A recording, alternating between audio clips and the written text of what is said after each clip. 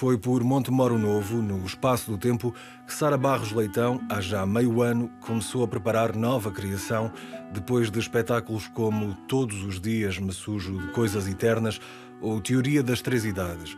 Agora, meio ano depois, regressa a Montemoro para ultimar, em equipa, a estreia, em novembro, no CCB, e a digressão que se lhe seguirá em 2021, de Loulé a Viana do Castelo, de Santarém a Viseu.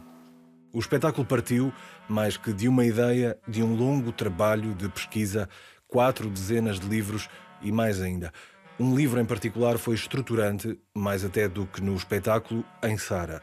As Novas Cartas Portuguesas, de Maria Isabel Barreno, Maria Velho da Costa e Maria Teresa Horta.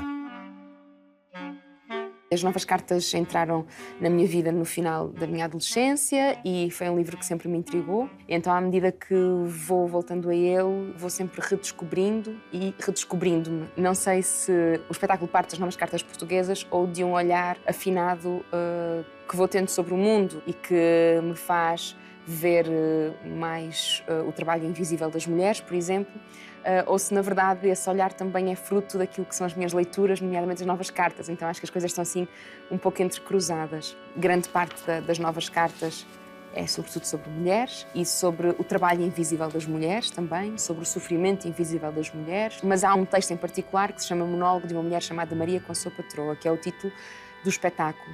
Esse texto em particular é um texto que me toca imenso e é realmente um monólogo de uma mulher chamada Maria com a sua patroa, e desde logo é interessante haver um monólogo que na verdade é um diálogo, mas que na verdade é um monólogo, e que a voz que é dada é à Maria, ou seja, à empregada, à criada, e não à patroa, que é na verdade a narrativa a que estamos habituados a ter acesso.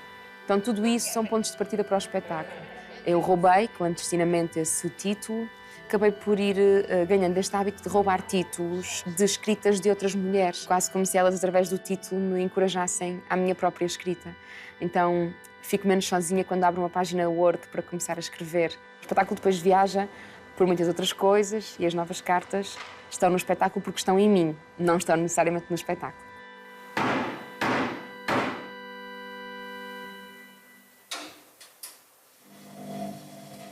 Companheiros, não ignorais que o governador civil pretende obrigar-nos a cumprir um regulamento draconiano que nos reduz à condição de escravas e mulheres de má vida. O livreto que nos querem impor é vexatório. Nenhuma mulher honrada o deve aceitar. Não foi preciso mais. Virgínia, vai presa. Os pontos de partida foram o serviço doméstico e o trabalho doméstico, que são duas coisas que têm palavras parecidas, mas que são distintas. O trabalho doméstico é o que nós fazemos em nossa casa, de forma não remunerada. O serviço doméstico é o que pagamos a alguém para fazer a nossa própria casa. Parto para esta criação com esta vontade de falar sobre estas duas coisas, nomeadamente porque sou também mulher e, portanto, estruturalmente é atribuída essa responsabilidade desse trabalho doméstico quando chego a casa, para cumprir esse papel de género com que nasci, mas também me intrigava a questão de nós, quando não o fazemos, pagamos a alguém para o fazer e em que condições essa pessoa trabalha e como essa pessoa é altamente invisível na nossa sociedade. Todas nós conhecemos empregadas domésticas, seja porque as tivemos, porque as temos, porque cuidaram de nós, seja porque são as nossas mães, elas habitam o nosso dia-a-dia e nós cruzamos com elas. Mas elas são muito invisíveis e esse trabalho é muito invisível. Criada. Criada vem de criar. E significa a pessoa que nascia, crescia e morria junto do seu Senhor para o servir em todos os momentos. Este espetáculo toca no assunto do qual nenhum de nós quer tocar, porque tocar nesse assunto é, em primeiro lugar, admitir que pagamos a alguém para fazer aquilo que nós não queremos fazer dentro da nossa casa. Segundo, admitir que somos patrões, que é uma coisa que ninguém quer admitir. Nós podemos ser patrões numa empresa, agora não admitimos que somos patrões da nossa empregada e não o fazemos porque isso seria admitir muita coisa sobre nós que nós não queremos. E é muito interessante, para contrariar isso, nós usamos a linguagem dos afetos e dizemos que ela é quase como se fosse da família. E tudo isso não ajuda àquilo que é a luta daquelas trabalhadoras enquanto afirmação de um posto de trabalho. E uma das coisas que acabei por descobrir foi a criação do primeiro sindicato do serviço doméstico em Portugal, nos anos 70, que é uma história de mobilização e de organização das mulheres que me parece ser assim quase sem precedentes. Publicamente, Mel Portela dizia que esta era uma classe muito dada a roubos, mas se formos ver bem as coisas, a verdadeira intenção era assaltar estes pobres trabalhadores e trabalhadoras.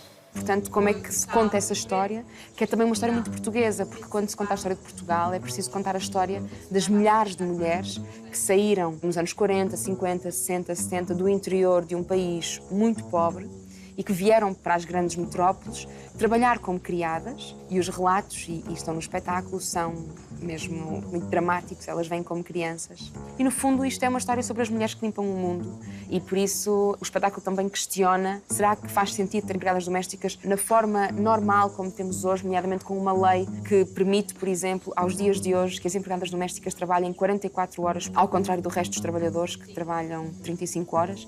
É uma lei que permite que estas mulheres recebam menos que o ordenado mínimo, porque parte do salário pode ser pago em géneros. Isto é uma coisa que é inadmissível aos dias de hoje e nós sabemos disso, não fazemos nada para o mudar e isto não pode ser admissível. As empregadas domésticas entram em greve.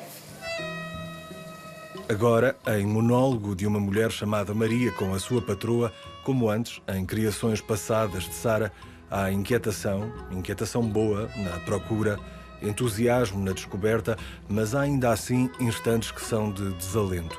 Sara dá luta, escreve, reescreve, até encontrar o que precisa dizer-nos. Estamos mergulhados e mergulhadas nesta pesquisa há 6 meses. Ainda por cima este tema é um tema que é tão transversal às nossas vidas. Penso sobre ele quando faço a cama, quando lavo a roupa, como se eu não me conseguisse desligar nunca, porque quando me desligo do trabalho, entra a minha dupla jornada de trabalho doméstico não remunerado, que é também um espetáculo e, portanto, ainda traz essa carga. Enquanto o leão não falar, só saberemos a versão do caçador, não é assim que se diz?